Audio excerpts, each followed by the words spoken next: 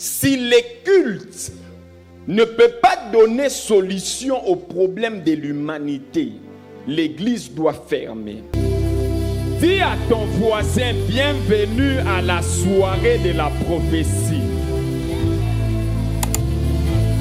Dis à ton voisin, bienvenue à la soirée de la prophétie. Ce soir, retiens bien mon visage. Le Saint-Esprit vient transformer ma vie. Dis à ton voisin, retiens très bien ses visages. Retiens très bien ses visages. Retiens très bien ses visages. Dis à ton voisin, ce soir je serai le prophète de ta vie. Ce soir tu parleras en esprit et je serai en train d'interpréter. Dis à ton voisin, tu seras en train de parler en esprit et je serai en train de t'interpréter.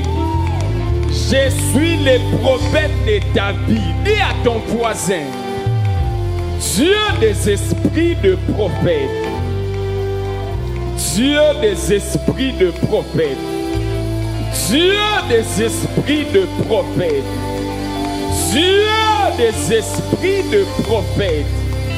Dis à ton voisin, ce soir, je serai le prophète de ta vie.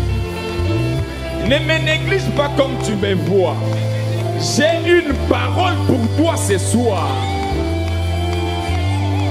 Ah, est-ce qu'on peut balancer la main?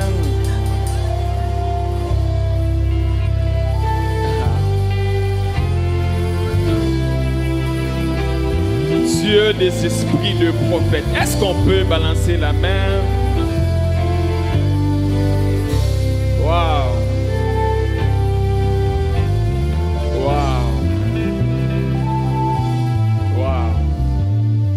On va se rasseoir.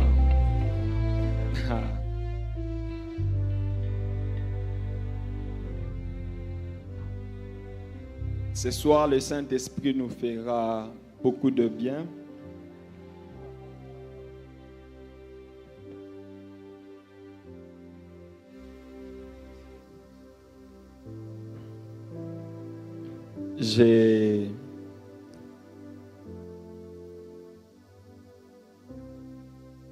J'étais en train de lutter dans mon esprit pendant que l'évangéliste était en train de parler ou le pasteur Cospiel était en train de parler.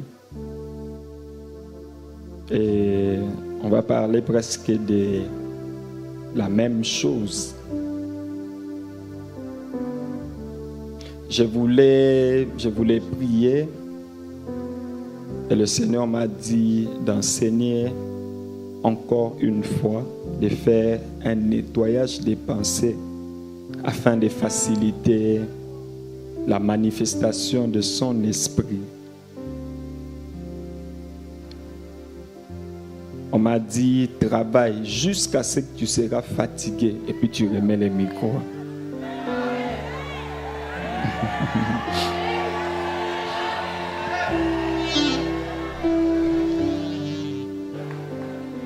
C'est ainsi que vous allez vivre les manifestations du Saint-Esprit de toutes les couleurs.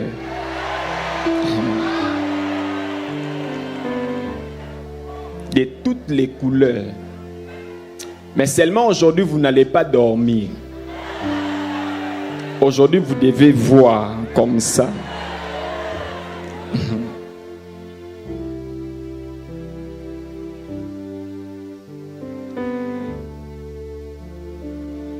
Nous bénissons le Seigneur pour la vie de son serviteur Jacques Amessan. Un homme que j'aime beaucoup. Un ami que Dieu m'a donné. Et qui me conseille, qui m'aide beaucoup. Nous bénissons le Seigneur pour les collectifs, pour toutes les personnes qui sont derrière cette organisation. Que le Seigneur vous bénisse abondamment. Merci à nos protocoles, à nos chauffeurs. Merci pour ce que vous faites. Je vais parler d'un sujet. C'est une question que je me pose. Et je vais répondre à cette question. Lorsque nous parlons de la sagesse, c'est que vous devez savoir. La sagesse répond à la question du comment. À tous les comment de la vie, vous avez besoin de la sagesse. Comment me marier? Tu as besoin de la sagesse. Comment travailler? Tu as besoin de la sagesse. Comment prophétiser? Cette question exige une sagesse. Comment manifester la puissance du Saint-Esprit? Tu as besoin de la sagesse. C'est ainsi que ce soir, je vais vous parler de que dois-je faire pour vivre les manifestations du Saint-Esprit. C'est comme une question, c'est comme quelqu'un qui pose la question, prophète, que dois-je faire pour vivre les manifestations du Saint-Esprit? C'est ainsi que je vais apporter une sagesse afin d'aider l'Église réunie ce soir pour que vous puissiez accéder à une nouvelle compréhension de la manifestation du Saint-Esprit. C'est un message que depuis hier, tout ce que je vous enseigne, les membres d'école de prophétesse seront toujours en avance parce que j'ai donné.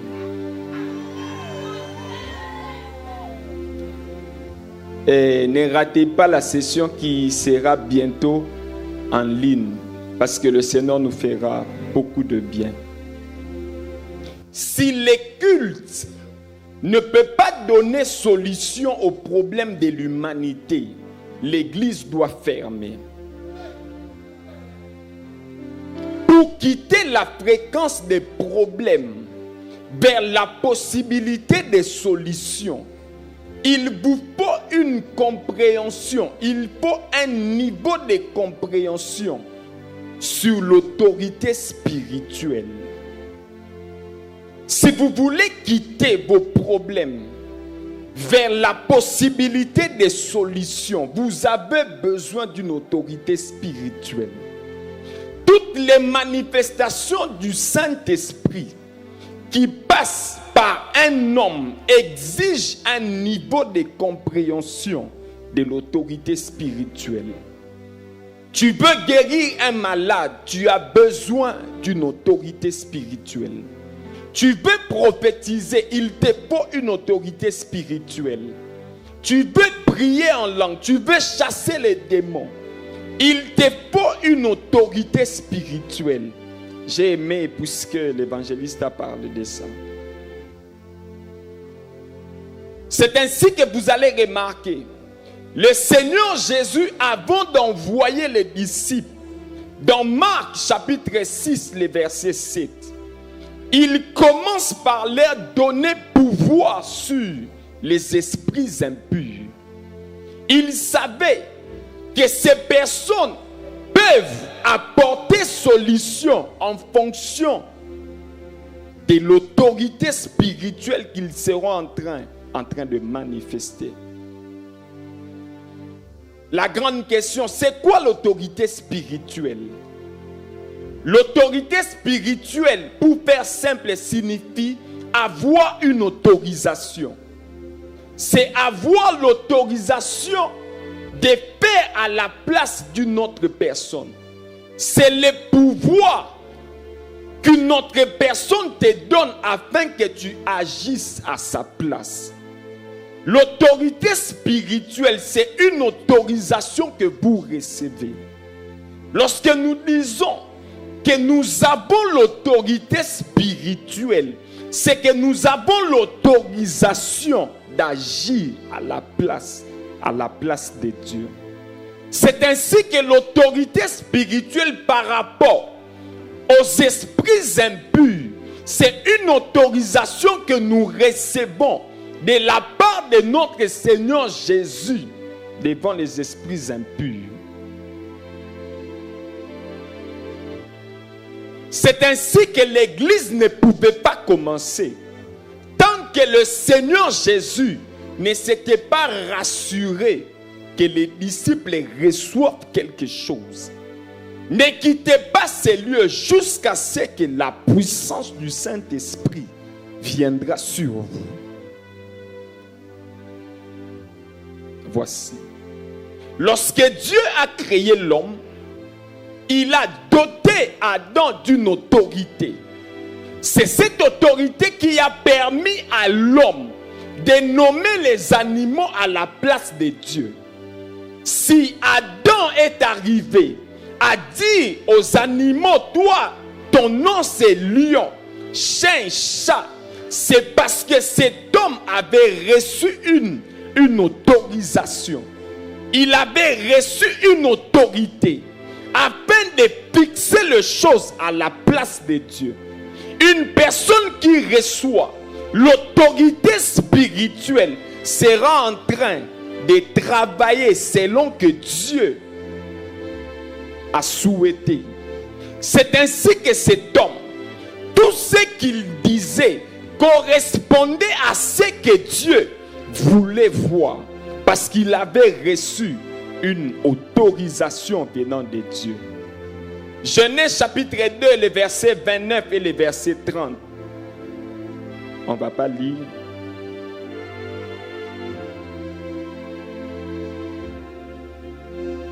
C'est Adam qui est en train de nommer les animaux. Voici comment les choses se passent. Pour que les sorciers de la famille te touchent, pour que tu reçoives les maris de nuit, pour que le diable touche à ta vie, il faut une autorisation de la part de Dieu. Si le diable n'a pas une autorisation de te toucher, il ne peut pas te toucher. Mais pour avoir cette autorisation, il doit participer au conseil céleste. Pour que le diable ait l'autorisation de toucher à ta vie, de bloquer ton mariage, de te visiter pendant la nuit, de te parler pendant le sommeil, il doit avoir une autorisation venant de Dieu. Mais pour qu'il ait cette autorisation, il doit participer à un conseil céleste, là où Dieu est en train de décider.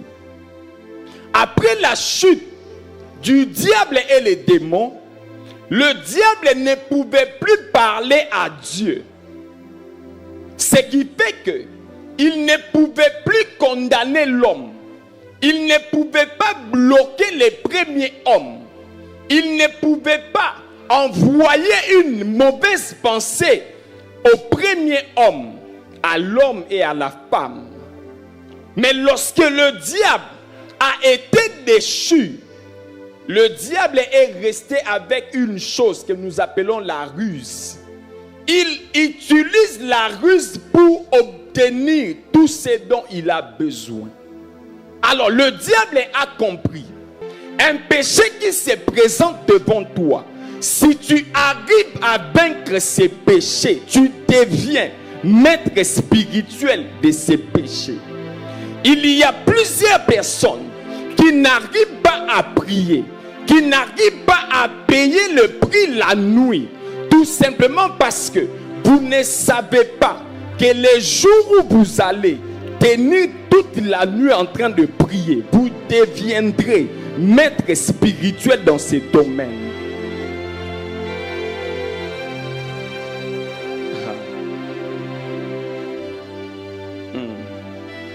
Maintenant, lorsque Jésus arrive à vaincre le diable, le Seigneur Jésus reçoit une autorisation, mais qu'il ne pouvait pas partager à l'homme. Il ne pouvait pas partager à d'autres personnes. Pourquoi? Parce que il s'agissait de quelque chose qui s'est passé entre lui et le diable. Mais comme l'objectif de notre Seigneur était celui de dépouiller le diable de toute l'autorité qu'il avait reçue d'Adam, C'est ainsi que nous parlons d'un Jésus qui devait aller à la croix. Parce que l'une des choses qui a envoyé Jésus à la croix, c'est parce qu'il devait dépouiller le diable de toute autorité qu'il avait reçue d'Adam. Par la mort, la résurrection, Jésus a dépouillé Satan et son armée. Il a repris la force, il a repris l'autorisation, l'autorité que Adam avait donnée au diable. C'est ainsi que Colossiens chapitre 2, les versets 14 et les versets 15 dit quelque chose de magnifique. Colossiens chapitre 2, le verset 14. Il a effacé l'acte dont les ordonnances nous condamnaient et qui subsistait contre nous, et il a détruit en le clouant à la croix. Il a dépouillé les dominations et les autorités et les a livrées publiquement en spectacle en triomphant d'elles par la croix. Écoutez maintenant. Lorsque Jésus accepte la croix, pendant que Jésus s'est mouru, il était en train de dépouiller le diable de toute autorité qu'il avait reçue. Après la résurrection, c'est alors que le Seigneur Jésus vient faire cette déclaration forte. Dans Matthieu chapitre 28, le verset 18. Tout pouvoir m'a été donné dans le ciel et sur la terre.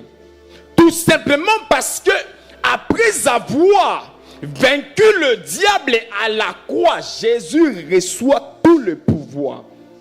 Et ce pouvoir, il devait communiquer cela à son église, afin que l'église reprenne l'autorité que Adam avait perdue. Et c'est ici que le Seigneur Jésus, dans Luc chapitre 10, les versets 18 et 19, il dit quelque chose de magnifique. Come on. Luc chapitre 10, le verset 18. Jésus leur dit, je voyais Satan tomber du ciel comme un éclair. Voici, je vous ai donné le pouvoir de marcher sur les serpents et les scorpions et sur toute la puissance de l'ennemi. Et rien ne pourra vous nuire. Après avoir dépouillé le diable, il vient communiquer maintenant cette autorité à son église. C'est ainsi qu'il parle des serpents et scorpions.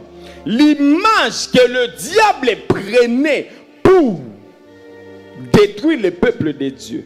Lorsque nous parlons de l'autorité spirituelle, nous voyons quelque chose que Dieu avait donné à l'homme. L'homme a perdu cette autorité lors de la tentation. Le Seigneur Jésus est venu. Il a accepté la mort de la croix afin de reprendre l'autorité. Mais il ne finit pas par là. Il vient communiquer cette autorité afin que nous puissions marcher maintenant. Lorsque nous parlons de la puissance du Saint-Esprit, nous devons savoir qu'il s'agit d'une autorité spirituelle que nous devons manifester. Wow. Voici. Éphésiens 1er, 20 à 23. Éphésiens 1, 20 à 23. Il a déployé en Christ, en le ressuscitant des morts, et en le faisant asseoir à sa droite dans les lieux célestes, au-dessus de toute domination, de toute autorité, de toute puissance, de toute dignité et de tout nom qui peut se nommer, non seulement dans le siècle présent, mais encore dans le siècle à venir. Il a tout mis sous ses pieds et il a donné pour chef suprême à l'Église, qui est son corps, la plénitude de celui qui remplit tout en tous. Vous savez quoi? Un communiqué important. Les passages de Job chapitre 1er, les versets 6, ne peut plus se reproduire aujourd'hui. Parce que le diable ne garde plus sa même position. La position d'accusateur, le diable n'a plus cette position. C'est ainsi que le diable ne peut plus t'accuser aujourd'hui. Parce qu'il a perdu son accès dans la cour céleste. Puisqu'il n'a plus son accès, il ne peut plus te toucher tout simplement parce que avant de te toucher, il doit parler à Dieu. Il faut que Dieu lui donne l'autorisation. Maintenant, comme il a été dépouillé, il ne peut plus parler à Dieu. C'est ainsi que ces passages ne peuvent plus se reproduire. Tu sais quoi? À chaque fois que tu tombes, tu donnes au diable accès afin qu'il parle, afin qu'il t'accuse. Parce que le diable ne peut plus agir dans la vie de l'ensemble des croyants. Mais il a son influence dans la vie de toute personne qui fléchit genoux lors d'une tentation. Vous savez pourquoi nous parlons des malédictions des liens? Vous savez pourquoi il y a certaines personnes qui ne vivent pas des maladies, il y a d'autres qui vivent cela? Tout simplement parce que ceux qui ne vivent pas de maladies n'ont pas donné accès au diable, mais les autres ont laissé cet accès au diable.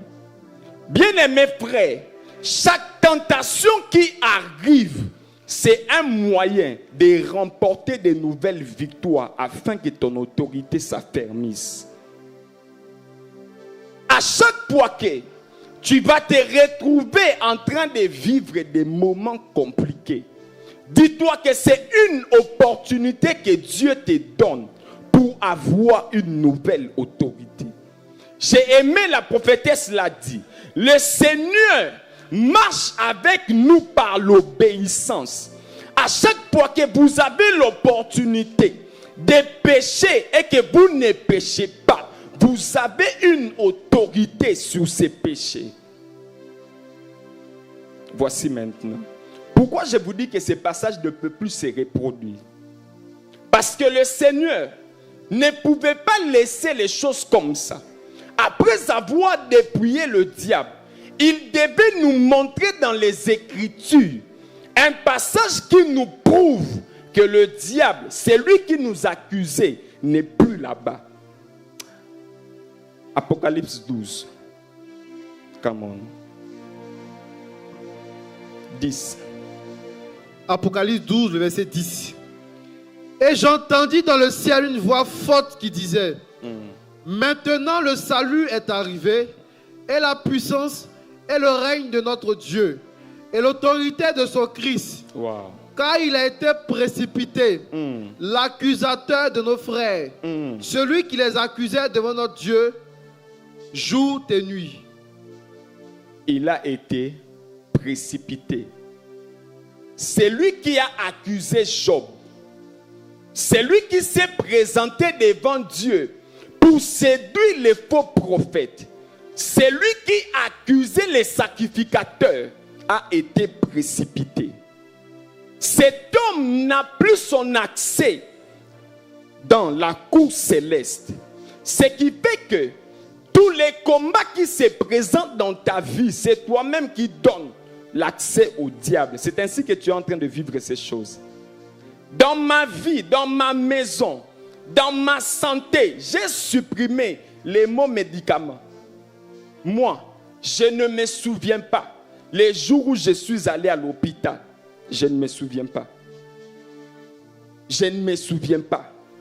La dernière fois où je suis allé à l'hôpital, tout simplement parce que je sais que pour qu'un mal m'arrive, il faut que Dieu donne l'autorisation.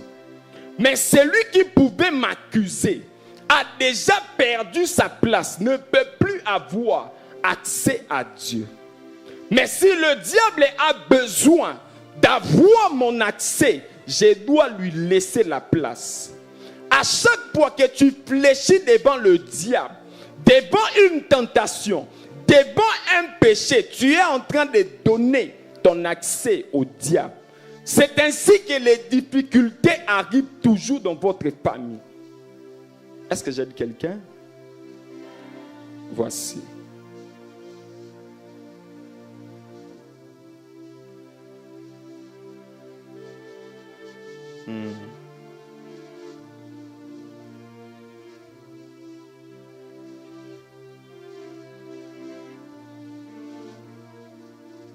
Dieu savait que lorsque le diable a été précipité, il est venu sur la terre.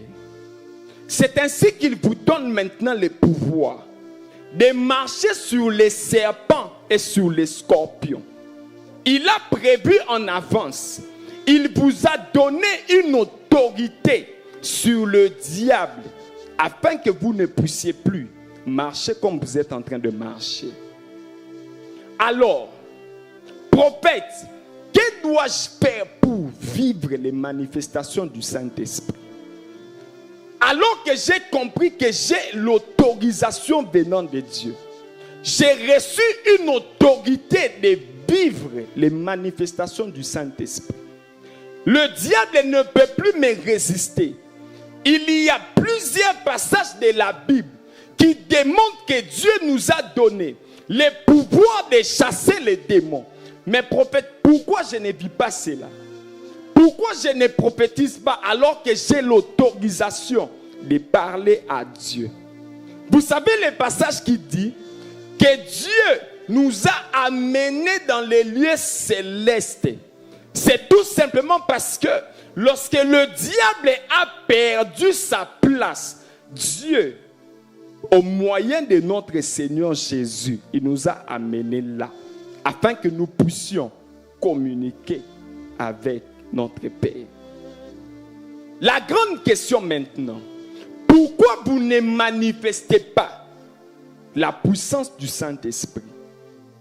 Pourquoi vous ne vivez pas ces choses? Pourquoi vous ne prophétisez pas? Pourquoi vous ne chassez pas les démons? Pourquoi vous ne priez pas pour le malade? Pourquoi vous ne guérissez pas les malades? J'ai une réponse pour vous. Alléluia. J'ai fait un nettoyage des pensées. Parce que lorsque tu dis, le diable est en train de me réclamer. Le diable est là-bas, il m'accuse. La sorcellerie de la famille, on me réclame. On te réclame parce que tu as vendu ton accès. Si tu fermes tout accès, il n'y aura aucune personne qui va te réclamer. Ah, voici maintenant. Les manifestations du Saint-Esprit ne viennent pas en vain. Tout ce que Dieu fait, c'est pour un but. Dieu donne les dons spirituels pour un but précis. Dieu guérit les malades pour un but précis. Dieu fera de toi un canal lorsque tu vas accéder à la compréhension des choses que je vais vous dire. Voici. Prophète, que faire pour manifester la puissance du Saint-Esprit? Il faut exercer son ministère et accomplir sa mission. Je ne parle pas d'exercer son ministère ou accomplir sa mission. Exercer son ministère et accomplir sa mission. Ok, je vais maintenant enlever les voiles. Est-ce que vous savez que le ministère et la mission ne sont pas la même chose? La puissance du Saint-Esprit descend dans la vie d'une personne qui exerce son ministère et qui accomplit sa mission. Voici la différence. Votre ministère, c'est votre service auprès des croyants. Votre mission, c'est votre service envers le non-croyant. Est-ce qu'on est ensemble? Votre ministère, c'est Dieu qui travaille en vous et sur vous dans l'église. La mission, c'est Dieu qui travaille en vous et avec vous dans le monde. Dieu déverse son onction dans la vie de quiconque exerce son ministère et accomplit sa mission. Dans la mission, Dieu veut créer une famille. Dieu veut sélectionner une famille pour lui. Dans le ministère, Dieu bâtit cette famille. Son onction descend dans la vie de toute personne qui exerce son ministère et accomplit sa mission.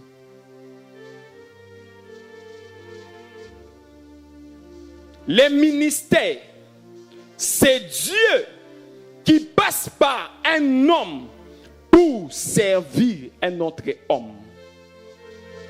La mission, c'est Dieu qui passe par un homme pour sauver un homme. Ah, voici. Le mal, c'est que vous pensez que lorsque vous êtes à l'église, vous accomplissez la mission.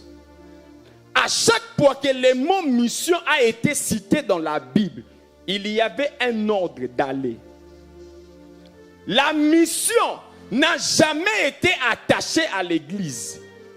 Les services que nous faisons à l'église, c'est le ministère.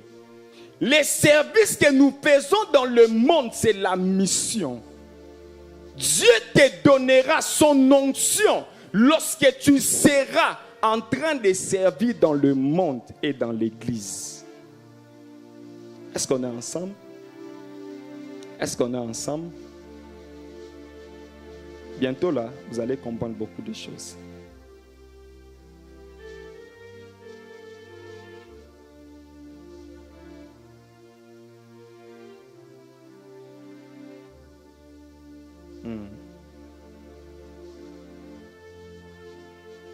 Le problème est venu dans la mauvaise définition que nous avons eue du mot ministère. Parce que nous avons rattaché le mot ministère à Éphésiens 4 et 11 seulement. Après avoir lu ma Bible, j'ai identifié 3 façons d'exercer son ministère auprès des croyants. On va lire la parole. Colossiens 3, 22 à 23. Colossiens 3, 22 à 23. 22 à 23.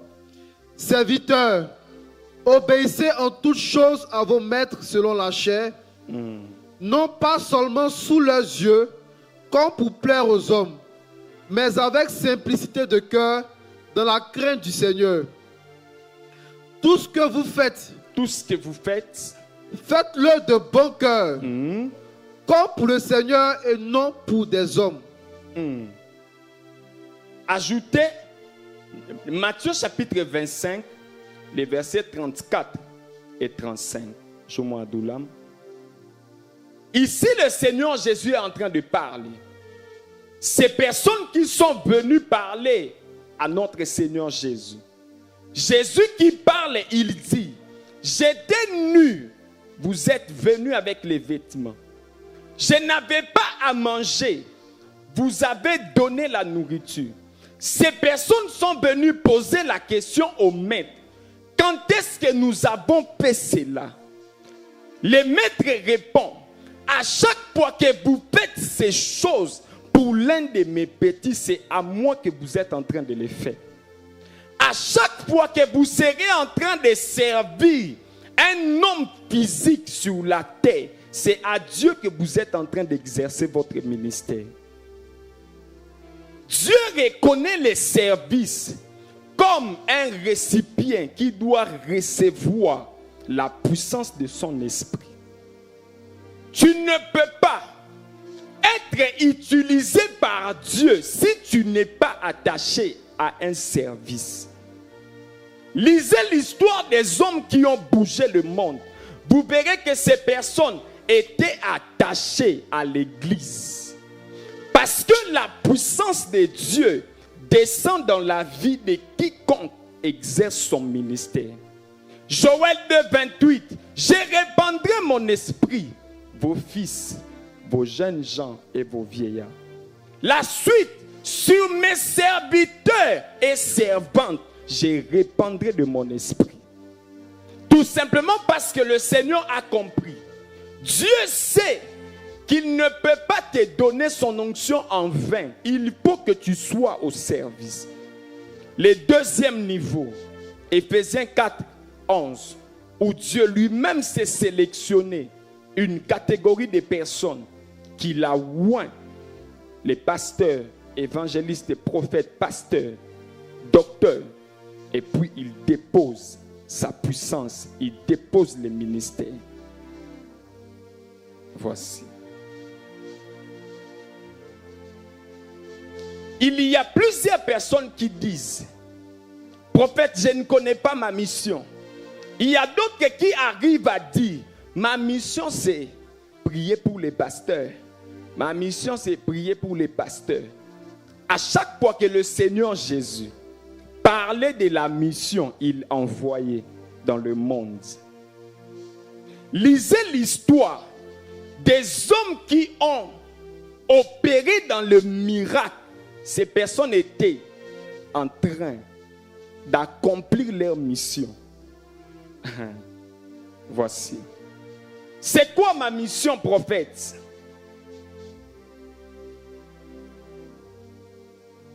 «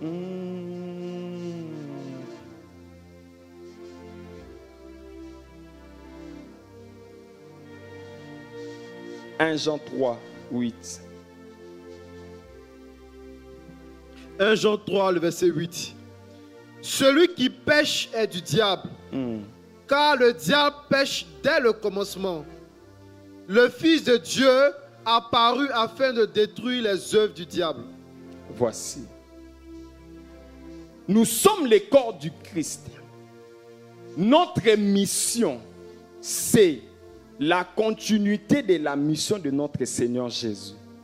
Si le Seigneur Jésus est venu, c'était pour déloger les œuvres du diable. Lorsque le Seigneur Jésus part, nous restons son corps physique. Notre mission à tous est celui de continuer la mission de notre Seigneur Jésus.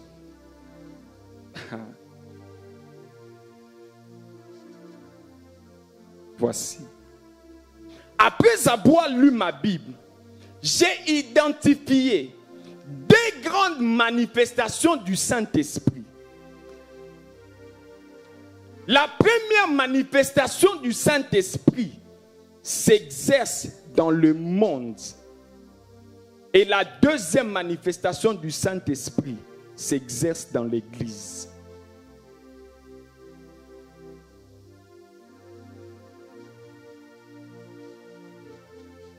Marc 16.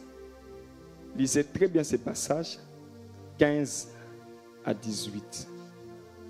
Marc 16, le verset 15. Puis il leur dit, allez par tout le monde et prêchez la bonne nouvelle à toute la création. Okay. Celui qui croira et qui sera baptisé sera sauvé. Mais celui qui ne croira pas sera condamné. Voici les miracles qui accompagneront ceux qui auront cru. En mon nom, ils chasseront les démons. Ils parleront de nouvelles langues. Ils saisiront des serpents. S'ils boivent quelques breuvages mortels, ils ne leur feront point de mal. Ils imposeront les mains aux malades et les malades seront guéris. Vous voyez très bien ces passages. Vous voyez ces passages ne peuvent pas s'accomplir dans la vie d'une personne qui est dans le contexte du ministère. Ces passages accompagnent toute personne qui est dans le contexte de la mission. Lorsque tu seras à l'église, tu prends ces passages, tu pries avec, tu seras privé de la manifestation. Attendez. Lorsque le Seigneur Jésus dit, voici les miracles qui accompagneront ceux qui auront cru en mon nom. Ces miracles sont précédés par un ordre qu'il a donné. Allez. Lorsque vous allez partir, lorsque vous irez dans le monde, voici les miracles qui vont vous accompagner. Ce n'est pas lorsque vous serez à l'église, lorsque vous serez en train d'accomplir votre mission, voici les miracles qui vont vous accompagner. C'est ainsi que ici, le Seigneur Jésus parle de chasser les démons parce qu'il s'agissait de quelque chose qui se passe dans le monde. Vous savez qu'en principe, à l'église, on ne devait pas chasser les démons. Parce que dans la définition de l'église, c'est un lieu qui réunit les saints. Le Seigneur Jésus savait, comme votre mission est celle de déloger le diable, je vous donne une capacité d'aller chasser les démons. Lorsque vous serez en train d'accomplir votre mission, il vous donne un pouvoir afin que vous puissiez chasser les démons. Tu es à l'église, tu pries. Seigneur, je veux chasser les démons. C'est pas ça. Je veux. Le Seigneur ne t'exauce pas par pitié. Dieu obéit à ses principes. Dieu exauce ses principes. Il n'exauce pas parce que vous priez par pitié. Est-ce que je peux aider quelqu'un? Est-ce que j'aide quelqu'un? Vous parlerez des nouvelles langues. Les nouvelles langues ici, il ne s'agit pas de la diversité des langues comme don spirituel. Le Seigneur Jésus savait que là où vous partez de l'autre côté, vous serez en face d'une difficulté.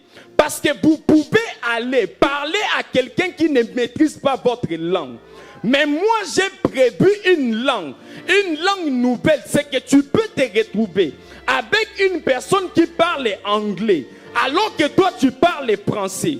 Mais lorsque tu seras dans le monde, moi, j'ai prévu une onction de nouvelles langues. C'est ainsi que les jours de la Pentecôte, cette onction était descendue parce qu'il s'agissait d'une mission et non d'un ministère.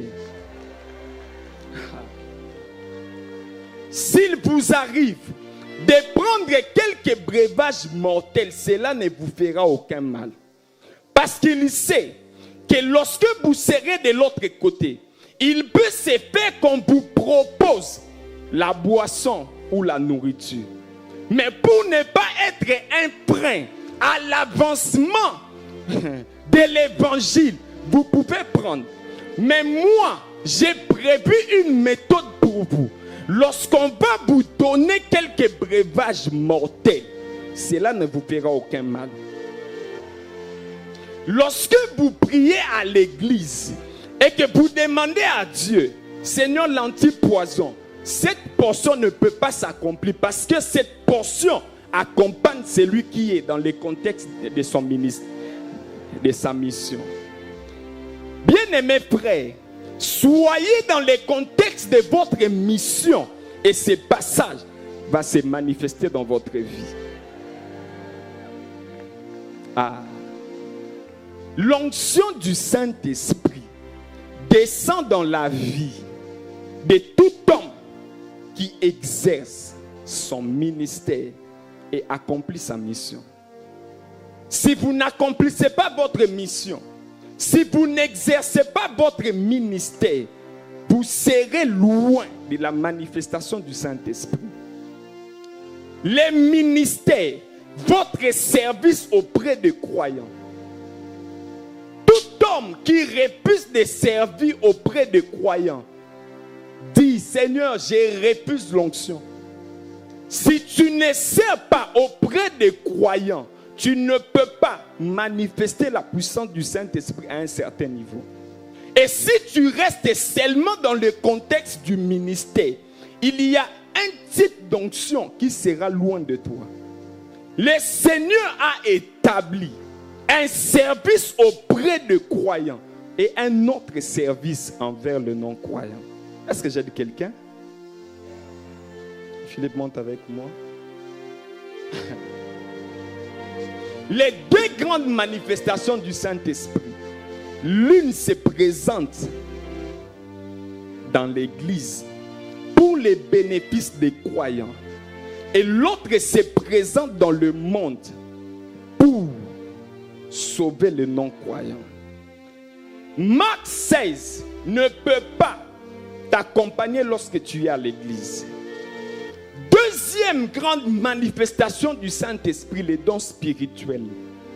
Les dons spirituels accompagnent tout homme qui est dans le contexte du ministère. C'est ainsi que Dieu, l'apôtre Paul, parle de l'édification mutuelle. Même lorsqu'il parle de l'exercice de la prophétie, il dit, si il arrive qu'un non-croyant vienne dans votre environnement, c'est qu'il était de passage. Ce n'est pas que vous étiez dans le monde en train de prophétiser. Vous êtes dans l'église. Mais si un non-croyant venait, il vous trouve en train de prophétiser, il sera converti. Prophète, je vais prophétiser comme toi. Est-ce que tu es dans le ministère? Est-ce que tu exerces un ministère? Prophète, je vais guérir le malade. Est-ce que tu accomplis une mission? Dieu déverse son onction dans la vie de tout homme qui exerce un ministère et accomplit une mission.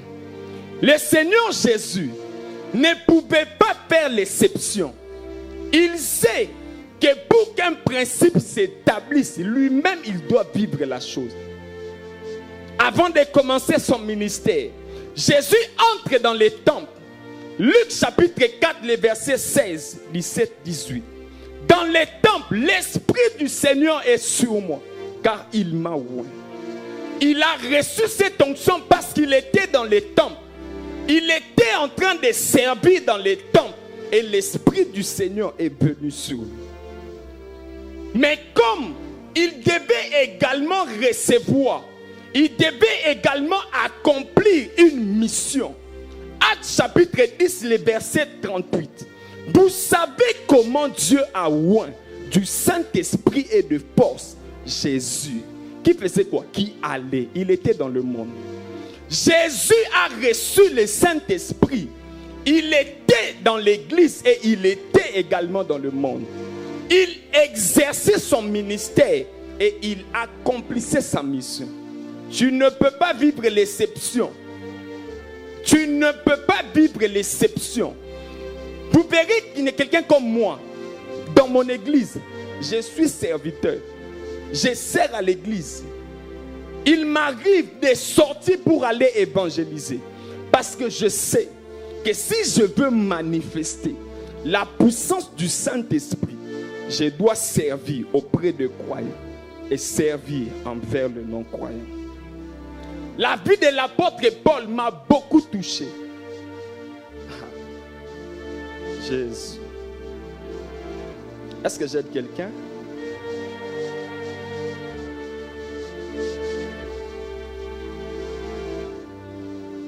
L'enseignement spirituel. Acte 9, 3 à 5. Come on. Acte 9, à partir du verset 3. Comme il était en chemin et qu'il approchait de Damas, tout à coup une lumière venant du ciel resplendit autour de lui. Wow. Il tomba par terre et il entendit une voix qui lui disait: Saul, Saul, pourquoi me persécutes-tu? Il répondit: Qui es-tu, Seigneur? Et le Seigneur dit, je suis Jésus que tu persécutes. C'est bon. Vous savez que ici, cet homme a entendu la voix de Dieu, mais sa vie n'a pas changé. Sa vie commence à changer dans Actes chapitre 13, et verset 1er jusqu'au verset 2. Là, il voit, le Seigneur Jésus l'appelle, mais il demeure inconnu. Dans Acte 13, come on. Il y avait dans l'église d'Antioche des prophètes et des docteurs. Barnabas, Siméon appelé Niger, Lucius de Cyrène, Manaën, qui avait été élevé avec Hérode le tétrarque, et Saul. Voici deux. Come on. Pendant qu'ils servaient le Seigneur dans leur ministère et qu'ils jeûnaient, le Saint-Esprit dit, mettez-moi à part Barnabas et Saul pour le... Pendant qu'ils servaient le Seigneur dans leur ministère, le Saint-Esprit dit, si nous parlons d'un Paul aujourd'hui, c'est parce qu'il a reçu un message pendant qu'il était en train de servir dans le ministère. Acte 17, 6. Ce passage m'a toujours défié. Acte 17, le verset 6. Ne les ayant pas trouvés, ils traînaient Jason et quelques frères devant les magistrats de la ville, en criant, ces gens qui ont bouleversé le monde sont aussi venus ici. Ces gens qui ont bouleversé le monde. Ces gens qui ont bouleversé le monde. L'apôtre Paul a bouleversé le monde parce qu'un jour, pendant qu'il était en train de servir dans le ministère, il a entendu une voix. Dieu a parlé aux anciens et on a envoyé l'apôtre Paul. Prophète, que dois-je faire pour manifester la puissance du Saint-Esprit? Une seule réponse. Exerce ton ministère et accomplis ta mission. Tu vivras tout ce que tu veux.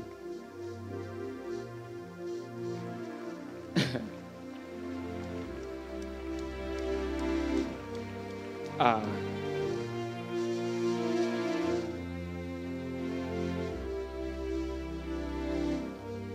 Vous avez l'autorité parce que Dieu, Jésus a dépouillé le diable. Mais cette autorité en vous a besoin que vous puissiez faire quelque chose. Dieu ne peut pas vous donner tant que vous êtes là. Un chrétien simple ne peut pas manifester la puissance du Saint-Esprit. Et un chrétien qui est seulement à l'église ne peut pas manifester le Saint-Esprit à un certain niveau. Et un chrétien qui ne sert pas à l'église, qui est seulement évangéliste dehors, ne peut pas manifester le Saint-Esprit à un certain niveau. Il y a beaucoup de passages bibliques que vous êtes en train de réciter qui ne correspondent pas au contexte de l'environnement. Et vous ne pouvez pas vivre cela. Wow.